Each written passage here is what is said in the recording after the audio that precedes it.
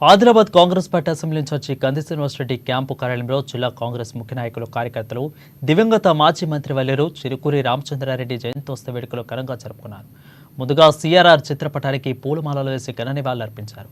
ఆదిలాబాద్ జిల్లాలో కాంగ్రెస్ పార్టీకి ఆయన అందించిన సేవలను మాజీ మున్సిపల్ చైర్మన్ దిగంబర్రావు పాటిల్ అదేవిధంగా డీసీసీబీ చైర్మన్ అడ్డి పోచారెడ్డి కొనియాడారు. ఆదిలాబాద్ అంటే రామచంద్రారెడ్డి, సిఆర్ఆర్ అంటే ఆదిలాబాద్ అనేంతలా ఇక్కడ పేరు తెచ్చుకున్నారని అన్నారు.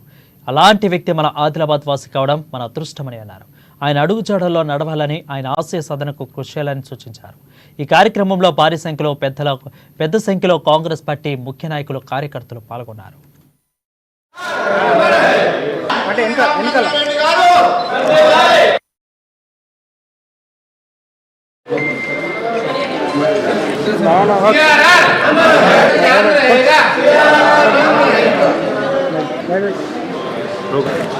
ఓకే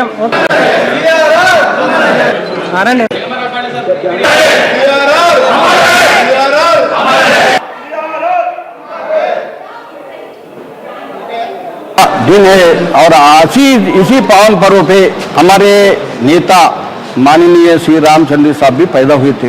आज उनके पुण्यतिथि में हम जो यहाँ पर आए, सही में भी रामचंद्र साहब के बारे में बोलना बोले तो बहुत बड़ी बात है, क्योंकि आदिलाबाद के अंदर ऐसा एक भी आदमी नहीं है जो रामचंद्र साहब का जिसके ऊपर उपकार नहीं है। आज आदिलाबाद बैठा बोले तो सिर्फ रामचंद्र साहब की वजह से पूरे आदिलाबाद में प्राटा मिले गरीबों को, बाद में कोई नहीं दिया, कोई भी नहीं दिया। तो ऐसे महान आदमी है, आज हमारे बीच में से गए, हमको बहुत दर्द है, बहुत तकलीफ है। और उन्होंने जो कांग्रेस पार्टी का से जो काम किया, बहुत उसका तो अभी लास्ट मोमेंट तक भी, जब उनको चलने भी नहीं आता था तो भी लास्ट मोमेंट तक भी वो कांग्रेस पार्टी के वास्ते घूमे। आज हमको भी थोड़ी नजर, थोड़ी आशा हमारे कंदी श्रीनिवास रेड्डी साहब के ऊपर भी है। जैसा उन्होंने कार्यकर्ता को संभाले, कार्यकर्ताओं के वास्ते काम करे रामचंद्र साहब, वैसा श्री हमारे कंदी श्रीनिवास रेड्डी साहब भी करेंगे, ऐसी हमको उम्मीद है।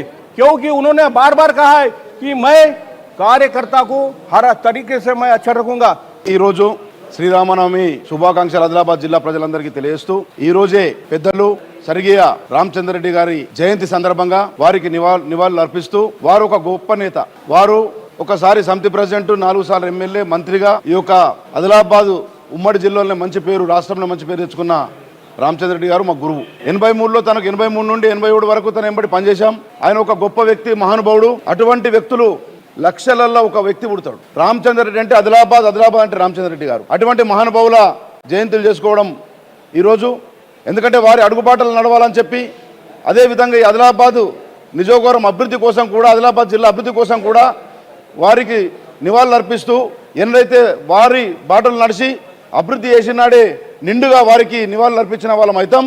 ఒకటే కాంగ్రెస్ పార్టీ ఆనాడు నుంచి 78 నుంచి కాంగ్రెస్ పార్టీ అయితే ఎప్పుడూ కూడా తను ఎక్కడ ఉన్నా ఏమున్నా కాంగ్రెస్ పార్టీని వదలలే. ఆఖరికి చనిపోయే వరకు కూడా కాంగ్రెస్ పార్టీ కోసం పనిచేసిన వ్యక్తి ఎవరున్నారంటే ఆదిలాబాద్ జిల్లాలో ఒక రామచంద్రారెడ్డి గారు అని చెప్పి సందర్భాన్ని వేస్తూ ఉన్నాను.